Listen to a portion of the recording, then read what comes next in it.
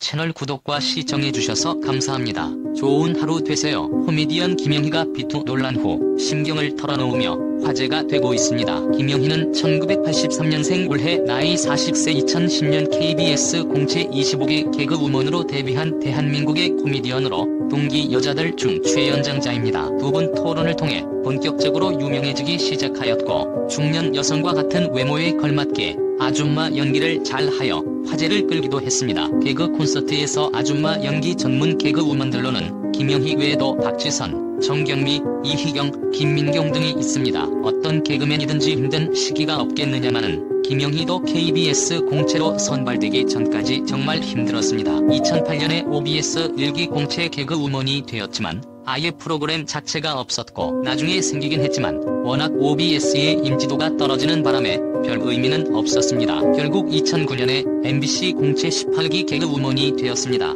허나 당시 MBC의 간판 개그 프로그램이었던 개구야는 망해가는 중이었고, 결국 다시 MBC를 나와 KBS 공채에 도전, 그리고 합격하였습니다. 즉, 개그맨 공채 시험을 3번 보고 전부 다 붙은 셈. 하지만 각종 방송에서 잦은 말실수와 꼰대적인 모습과 태도 때문에 상당히 큰 논란이 일었고, 이는 결국 본인의 방송 경력을 스스로 끝내는 결과로 돌아오고야 말았습니다. 앞서 2018년 12월 15일 보배드림 게시판에 글이 하나 올라왔는데, 김영희의 엄마 권씨가 1996년 고향 친구에게 600만원의 금액을 빌린 후 잠적했으며, 김영희의 SNS 계정이 열리자 김영희의 SNS를 통해 돈을 갚으라고 연락을 시도했으나 되려 김영희 어머니 측에서 피해자를 명예훼손으로 고소하겠다는 입장을 밝혔다고 합니다. 이후 비투 운동이 터져 나오자 김영희 엄마 권씨 측에서 돈을 갚을 테니 인터넷에 글 쓰지 말고 또 SNS를 통해 연락하면 가만두지 않을 거라며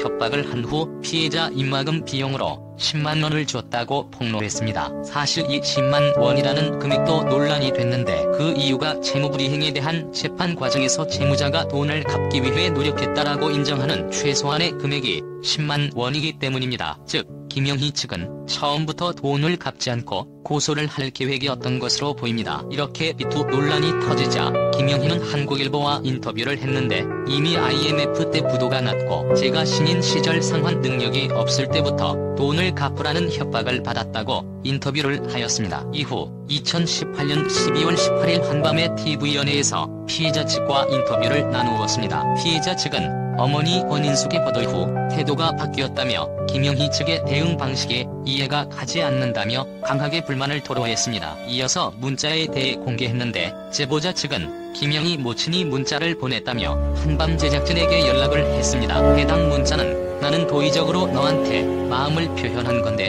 이제 그것마저 악의적으로 돌팔매질을 당하고 있으니 나나 우리 딸이나 멘붕 상태다. 금전적인 부분은 변호사 연락처를 줄 테니 그쪽으로 연락해서 정리하도록 하자. 이제 이미 인터넷이나 방송에서 저희는 돌팔매질을 당했으니 이제 우리도 원칙적으로 대응할 수밖에 없다. 앞으로 모든 대응을 변호사를 통해서 하기로 했으니 그쪽으로 이야기했으면 좋겠다. 라는 글입니다.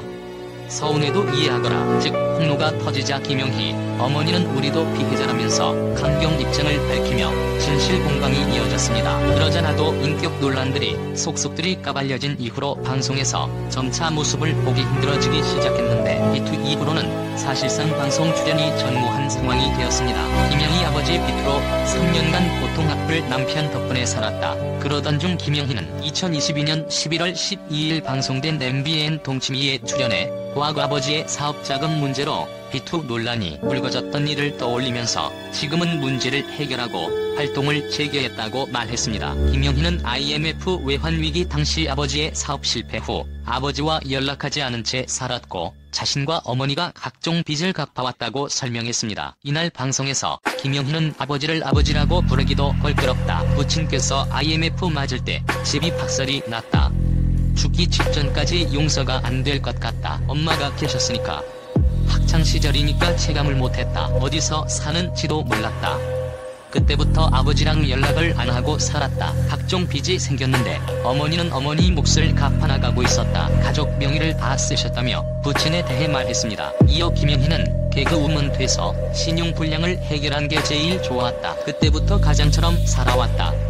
등록금을 낼 수도 없었다. 개그우먼이 돼 자랑스럽고 스스로 돈을 벌었다. 엄마도 상경에 너무 재미있어서 일을 하게 됐다. 방송하면서 엄마의 자존감을 찾아가기 시작했다. 그런데 각자 몫을 하자고 했던 부분에서 아버지가 이행을 안 하셨나 보다. 어느 날 팡 터졌다고 부친의 민 문제를 언급했습니다. 김영희는 인터넷에 올라온 내용은 너무 달랐다. 이런 걸 겪은 적이 없어서 사실이 아닌데요 했는데 거짓말이 됐다.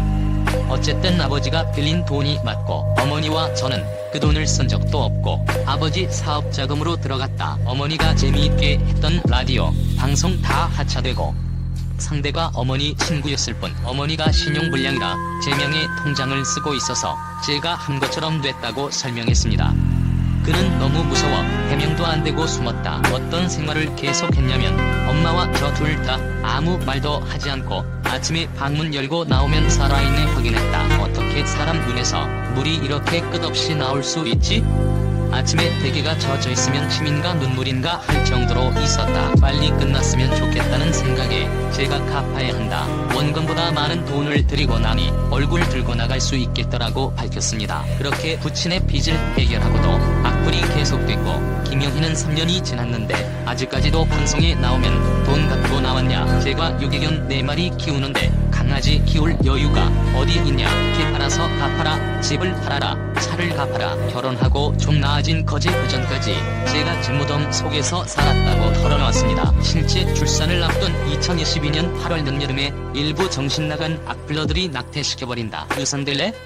식의 악플을 수시로 달아댄 것이 알려져 충격을 주었습니다. 평소 인격 문제로 말이 많은 김영희이기는 하지만 이번만큼은 예외적으로 네티즌들이 김영희의 편을 들어주었습니다. 그는 되게 힘들 때, 다 잃었을 때 남편을 만났는데 우스갯소리로 그런다. 지금 이렇게 행복할 줄 알았으면 빨리 정신 차리고 일어날 걸. 남편에게 내가 내 목숨을 살린 사람이라고 한다.